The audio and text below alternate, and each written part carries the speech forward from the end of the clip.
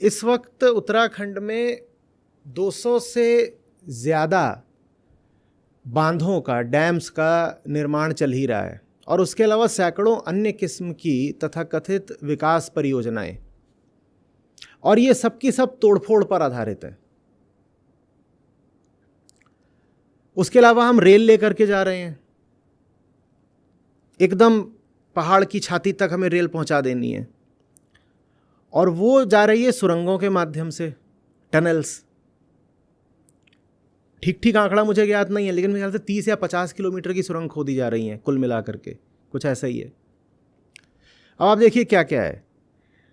सड़क का चौड़ीकरण, राजमार्ग का, रेल मार्ग का निर्माण जिसके लिए सुरंगें तोड़ी जा रही हैं, बांध, अन्य किस्म की विकास परियोजनाएं, और प्राइवेट सेक्टर द्वारा हाउसिंग और हॉस्पिटैलिटी, इसके लिए तोड़फोड़ और निर्माण।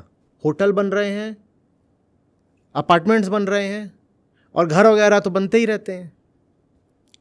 इसके अलावा इन सबके सर पर क्लाइमेट चेंज, जिसके कारण अतिशय वृष्टि। ये हम क्या कर रहे हैं?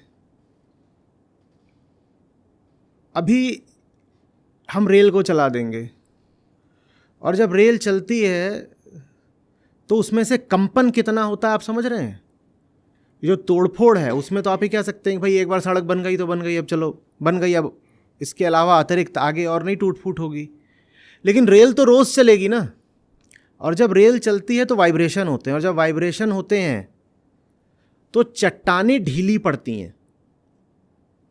दो चीज़ें एकदम ऐसे जुड़ी हुई हों, उनको आप हिलाएं, रोज़ रोज़ वाइब्रेशन दें, तो क्या होगा? वो दोनों ढीली पड़ेंगी। जब ढीली पड़ेंगी तो टूट टाट के नीचे भी गिरेंगे, और उनके ऊपर जो कुछ बसा हुआ होगा वो भी सब नीचे ध्वस्त हो जाएगा बिल्कुल। तो अब ये सब होने जा रहा है।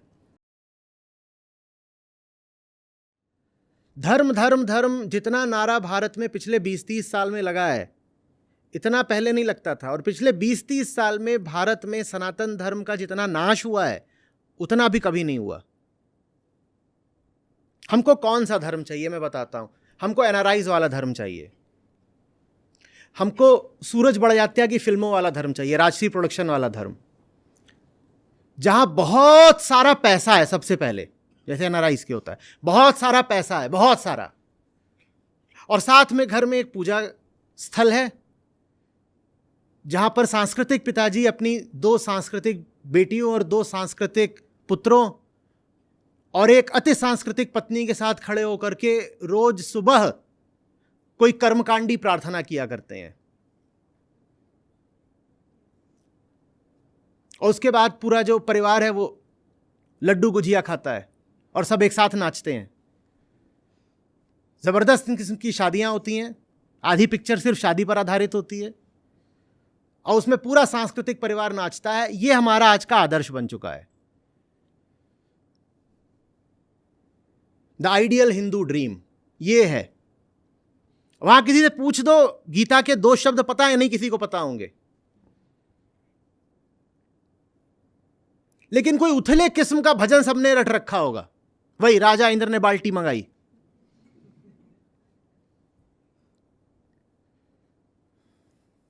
वो सबने रट रखा होगा।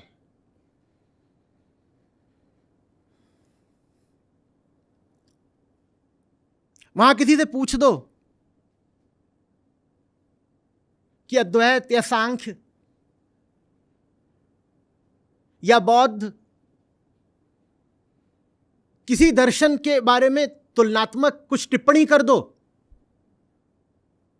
वो तुम्हारा मुंह ताकेंगे। लेकिन उनसे पूछ दो तुम लोग तो बहुत धार्मिक हो ना, बोले हाँ मैं धार्मिक। लो लड्डू खाओ, शुद्ध देसी गाय के घी से बने हैं। हमारा धर्म क्या है? देसी गाय का घी।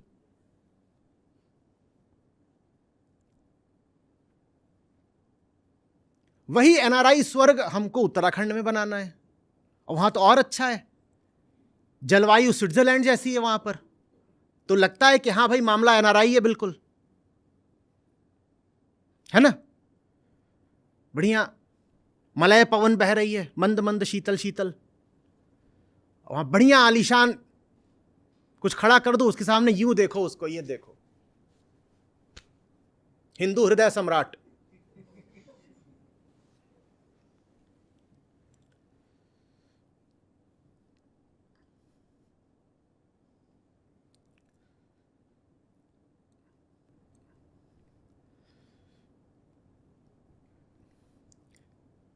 ऋषिकेश के आम रेस्टोरेंट में भी मांस बिकना शुरू हो गया है, जो नहीं होता था। और मैंने इस मामले पर पहल भी करी है। जवाब ये मिलता है, जो आ रहे हैं वहां वो यही मांग रहे हैं, मांस चाहिए। 2016 में पहला वहां पर मिथ डिमोलिशन टूर करा था। वहां बहुत आसान होता था वीगन खाना मिलना। क्यों आसान होता था? क्योंकि तब वहां विदेशी बहुत आते थे, और वहां जो विदेशी आते थे वो कहते थे टोफू दो, वो चाय कहते थे बादाम के दूध की दे दो, नारियल के दूध की दे दो, सोया की दे दो। लेकिन जानवर पर क्रूरता करके जो तुम दूध वगैरह निकालते हो, ये नहीं चाहिए। 2016 में वहां अच्छा खासा वीगन माहौल था। फिर बीच में आ गया कोविड, विदेशियों ने आना कर दिया बंद। विदेशियों ने आना बंद कर दिया और भारत में धार्मिकता और चढ़ गई।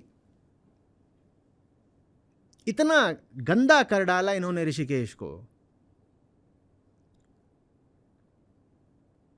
भीतरी तौर पर भी बाहरी तौर पर भी वहां जो सफाई का स्तर है इन्होंने वो भी बहुत गिरा दिया। और बहुत उम्मीद कर रहा हूं कि अब बेहतर हो जाएगा कुछ, क्योंकि अब फिर से विदेशियों ने आना शुरू कर दिया है। वो जब आते हैं तो भारतीय भी कहते हैं साफ करो, फॉरेनर्स आ रहे हैं।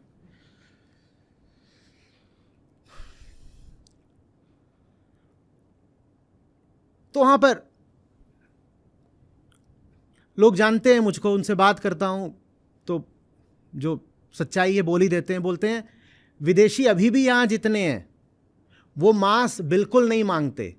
ये जो देसी आते हैं ना, इन्हें मांस चाहिए। ये कहते हैं और हम ठंडी जगह पे आए किस लिए हैं?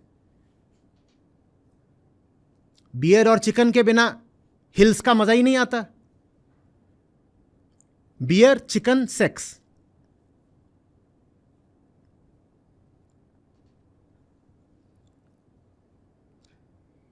वो कौन सी बीच है, इस पे बहुत जाता हूँ मैं, और वो वाला वीडियो भी बनाया था, वहाँ पर एक रिकॉर्डिंग करी थी जिसमें 2 लड़कियाँ आ गई थी बीच में, जहाँ पे शमशान घाट भी है। वो फूल चट्टी पर हमने अपने आरंभिक शिविर करे थे 2011-2012 के, और बहुत सारे लोगों की ज़िंदगियाँ बदली हैं फूल चट्टी पर। वो इतनी शांत जगह होती थी, वहाँ पे कहीं पे रोशनी भी नहीं दिखाई देती थी। रात भर बैठे रहे, पढ़े जा रहे हैं, अपरोक्ष अनुभूति खुली हुई है, लालटेन की रोशनी है, पढ़ रहे हैं, वहीं पर सो गए हैं। सुबह उठ रहे हैं तो देख रहे हैं पानी बढ़ाया है, बिल्कुल पाँव तक पानी बढ़ाया है। वहाँ रेत पे ही सो रहे थे, और बड़े वहाँ पर अद्भुत अनुभव रहे हैं। बहुत जाना है, बहुत सीखा है। अभी हालत ये है कि आप फूल चट्टी पर नंगे पाँव चलेंगे तो लहूलुहान हो जाएंगे। बताइए क्यों? बियर की टूटली हुई बोतलें। ये हमारा विकास चल रहा है और हम बहुत प्रसन्न हैं। हाँ, इस पूरी चीज में ऋषिकेश की इकोनॉमी जरूर आगे बढ़ी होगी, क्योंकि होटलों की संख्या बढ़ गई है, राफ्टिंग जबरदस्त रूप से हो रही है, एडवेंचर स्पोर्ट्स चल रहे हैं, और मटन वगैरह साधारण आलू मेथी से तो महंगा ही आता है, तो उससे जीडीपी बढ़ता है।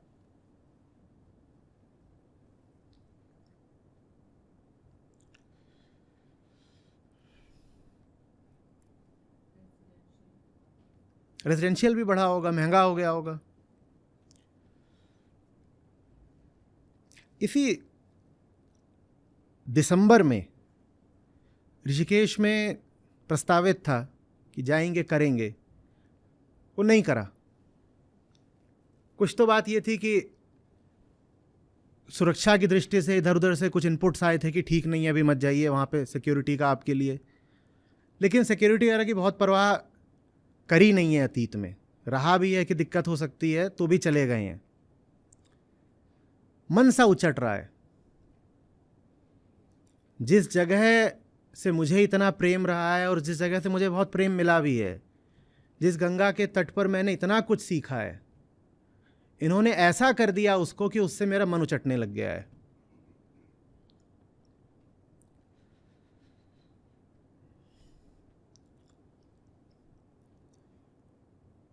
और मैं सचमुच मना रहा हूं कि वहां पर विदेशी आना और बहुत सारे विदेशी आना शुरू करें, शायद कुछ सुधरेगा माहौल।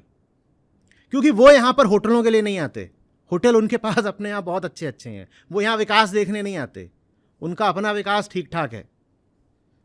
वो यहाँ जिस चीज़ के लिए आते हैं वो दूसरी है, और जिस चीज़ के लिए आते हैं उस चीज़ को हम खा गए।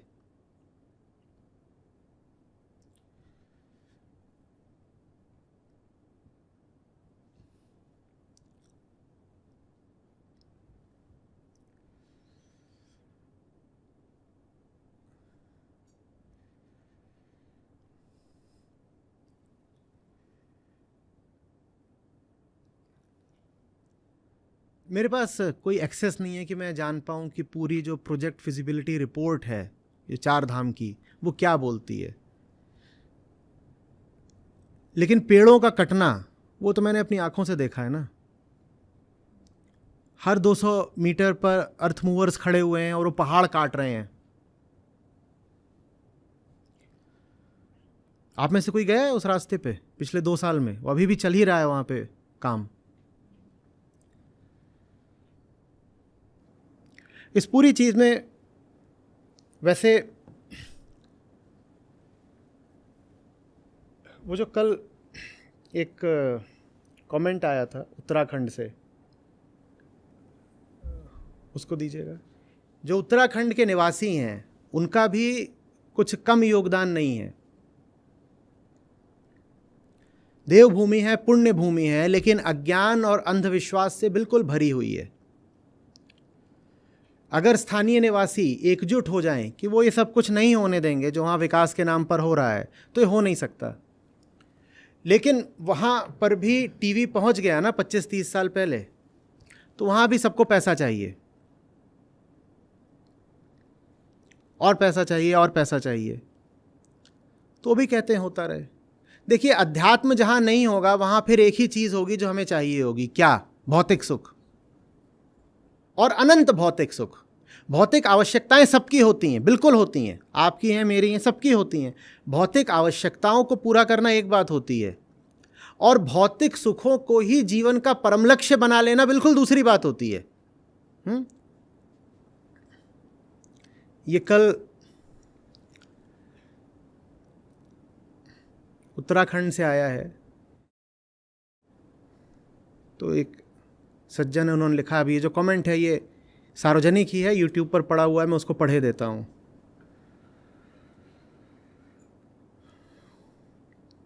मैं उत्तराखंड में पैदा हुआ था, स्वाभाविक ही है कि मेरे आसपास मांसाहार चलता था और चलता ही है, किंतु जानवरों के लिए करुणावश मैंने मांस छोड़ दिया था।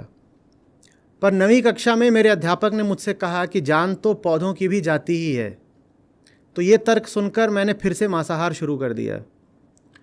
कक्षा 11वीं में मेरे सामने मैंने देखा मांस की दुकान पर एक मुर्गे को बड़ी बेदर्दी से मारा गया। पहले उसके पैर काटे गए, फिर सिर, और जब वो तड़प कर मर गया तो उसकी खाल खींचकर काट दिया। उसे अन्य मुर्गे देख रहे थे, उनमें भय छाया हुआ था। मैं फिर भी नीच विचारों की आड़ ले ये सब देखकर भी चुपचाप बैठा रहा, और वहाँ से मुर्गे की जगह मछली का मांस खरीद कर घर ले गया। लेकिन 12वीं के बाद जीवन की दिशा तय करते समय जब मैं तमाम दिशाओं में सोचने लगा, तो मन हर बार किसी भी दिशा में थोड़ा आगे सोचकर बढ़ने से इनकार कर देता। निश्चित हो गया कि मन पुरानी दिशाओं में ज़्यादा दिनों तक रमेगा नहीं। फिर क्या करनीय है, क्या करूं? तब मैंने YouTube में जीवन के बारे में खोजना शुरू किया। पहली बार फिर मैंने आचार्य जी को सुना। उस वक्त मैं जितना भी समझा, जीवन की गाड़ी आगे को चल पड़ी थी। फिर मेरा मांस छूट गया, कुछ दिनों बाद दूध भी छूट गया।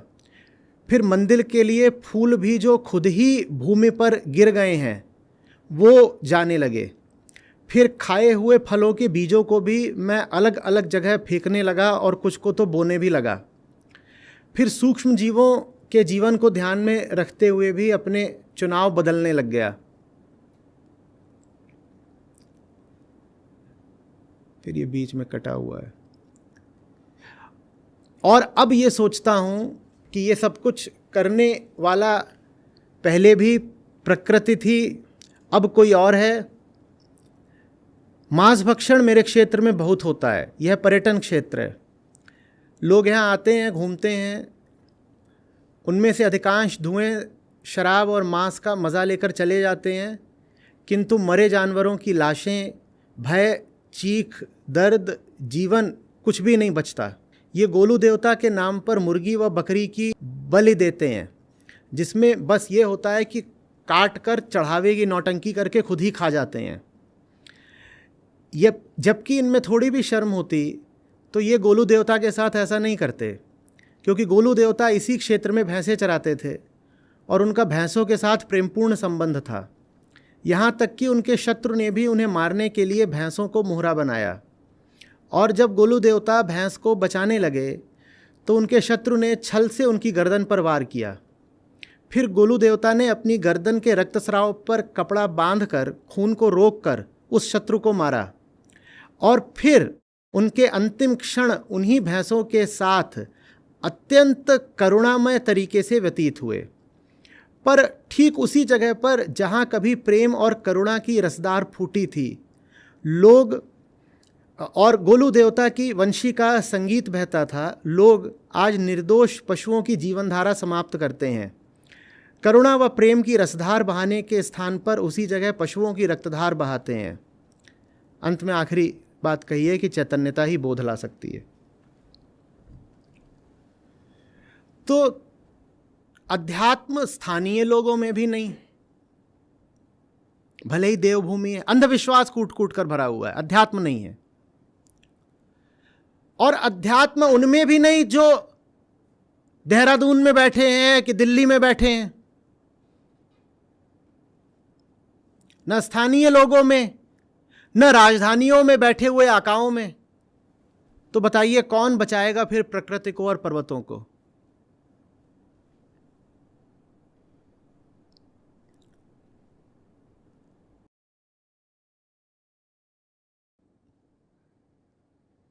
पहाड़ों पर प्रदूषण का सबसे बड़ा कारण कौन लोग हैं?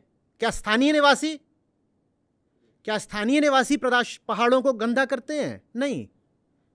स्थानीयों में तो फिर भी पर्वत के प्रति कुछ प्रेम होता है। पर्वतों को बर्बाद तो ये पर्यटक करते हैं, और इन्हीं पर्यटकों को आप और ज्यादा वहां बुला रहे हो। काहे के लिए भाई? कहेंगे अर्थव्यवस्था के लिए, पहाड़ों के लोगों को भी तो पैसा मिलना चाहिए। तो एक काम कर लो, पहाड़ों के लोगों को सब्सिडाइज कर दो, वो कहीं बेहतर है। उन्हें 100 तरह की सब्सिडीज दे दो। अगर आप यही चाहते हो कि पहाड़ के लोगों के हाथ में कुछ पैसा आए, तो उसके लिए पहाड़ को क्यों बर्बाद कर रहे हो? पहाड़ के लोगों को सब्सिडी दो, बहुत अच्छी बात है, पूरा देश तैयार हो जाएगा। भाई पूरा देश जो टैक्स भरता है उसका आधे से ज्यादा तो तुम खा जाते हो अपने भ्रष्टाचार में। ठीक, हमारा आपका जो टैक्स जाता है, आपको क्या लग रहा है विकास के कार्यों पर खर्च होता है? हमारा आपका टैक्स तो यही खा जाते हैं सब नेता और ब्यूरोक्रेट्स। तुम्हें पहाड़ों की इतनी ही चिंता है तो जो हम टैक्स देते हैं उसी टैक्स का इस्तेमाल करके पहाड़ के लोगों को सब्सिडीज दे दो, उनकी जिंदगी बेहतर हो जाएगी आर्थिक रूप से भी। लेकिन पहाड़ क्यों बर्बाद कर रहे हो? ये इतनी अजीब बात है। एक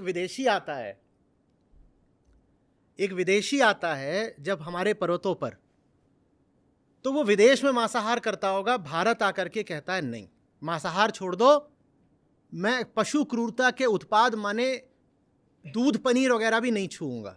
ये विदेशियों का हाल रहता है। वो यहां पे साधारण कपड़े पहन के घूमते हैं, अपने देश वाले नहीं। वहीं ऋषिकेश से एक 200-400 रुपए का कुर्ता खरीद लेंगे, वही डाल लेंगे और वही पहन के अपना घूम रहे हैं, एक फटी चप्पल में अपना वो मजे कर रहे हैं। और जब देसी आदमी पहाड़ों पर जाता है तो वहां बकरा चबाता है। वो कहता है हम पहाड़ पे आए किस लिए हैं? बियर और बारबेक्यू।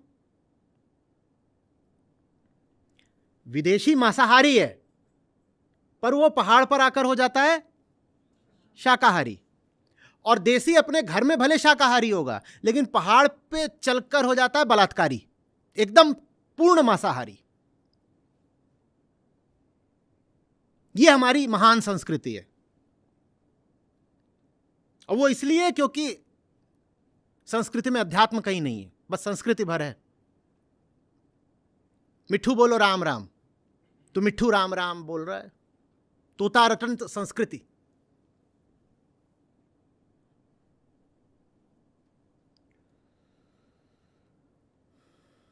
क्या है ये?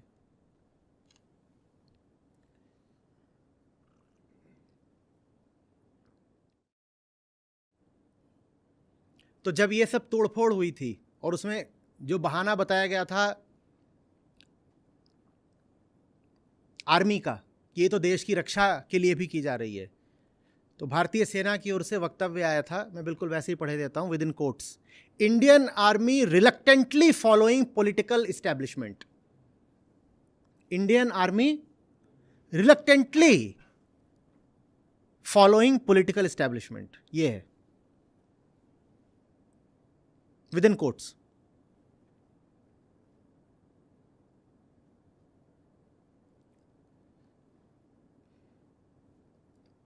Senior advocate Colin Gonsalves, representing the Indian Army, told the Supreme Court that the Indian Army was only following the political establishment's whims. Whims माने सनक, सनक है, विकास चाहिए, विकास।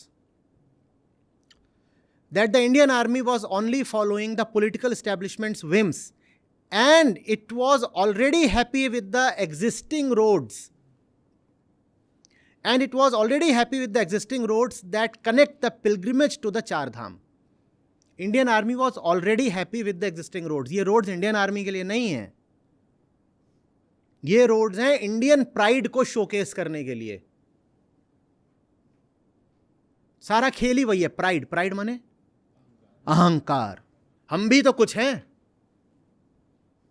ये देखो बड़ी बड़ी चीजें हमारी भी देखो, और जब हम बड़ी बड़ी चीजें दिखाएंगे तो लोग वैसे ही इंप्रेस हो जाएंगे, जैसे करण जौहर और सूरज बरजात्या की फिल्में देख के इंप्रेस होते हैं, और फिर हमको मिलेगा वोट। हम बोलेंगे देखो हमने क्या बड़ी बड़ी चीजें की हैं तुम्हारे प्राइड को बढ़ाने के लिए।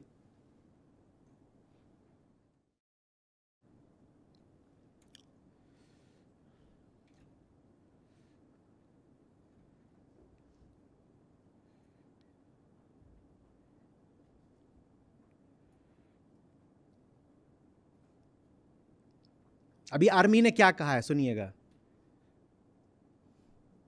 आर्मी कह रही है किनसे? अ bench of justices DY Chandrachud, Suryakant and Vikram Nath, that the project, कौन सा प्रोजेक्ट? ये जो रोड वाइडनिंग प्रोजेक्ट है, that the project was taking place because in 2016 the Char Dham Pariyojana was declared, which included construction of highways on the mountains. Now within quotes, what is the Army Council saying? Within quotes, this will enable SUVs to race up and down the mountain. This comes at a terrible cost and it needs to be weighed. ये army ने कहा है कि ये army के लिए नहीं बन रहा है, ये बन रहा है SUVs के लिए। सनातन सनातन मौज मारी जाए। और एसयूवी का मतलब आम आदमी भी नहीं होता। एसयूवी का मतलब आर्मी तो होता ही नहीं है। एसयूवी का मतलब आम आदमी भी नहीं होता। एसयूवी का मतलब होता है एनआरआई, वही एनआरआई ड्रीम। एनआरआई मतलब देसी एनआरआई भी शामिल है उसमें, गुड़गांव वाला एनआरआई। अब वो एनआरआई बहुत जरूरी है, क्यों? क्योंकि वो फंडिंग करता है ना। वही है जो हिंदू प्राइड का बादशाह है और वही फंडिंग भी करता है। तो ये सारा विध्वंस उसके लिए किया जा रहा है, आपके और हमारे लिए भी नहीं है। ये आर्मी के लिए भी नहीं है, आम आदमी के लिए भी नहीं है।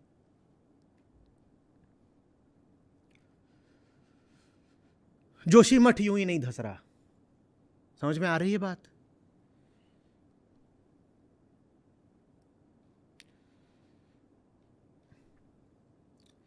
आगे ये अगेन आर्मी के काउंसिल का वक्तव्य है। Can the Himalayas allow human beings to do things that they want to do? आप जो कुछ भी करना चाहते हो, क्या हिमालय अनुमति देंगे आपको करने की? The consequences are terrible. One of us met Bipin Rawat, chief of defence staff, he said, अब ये बिपिन रावत का वक्तव्य है, बिपिन रावत खुद उत्तराखंडी थे। Bipin Rawat said, we the army are happy with the roads as they are। हमें नहीं चाहिए। ये हो रहा है दिल्ली, चंडीगढ़, गुड़गांव, बाकी जितनी जगहों पर एसयूवी एनआरआई मामला है उसके लिए चल रहा है, ताकि आप कह सकें हम भी तो कुछ हैं।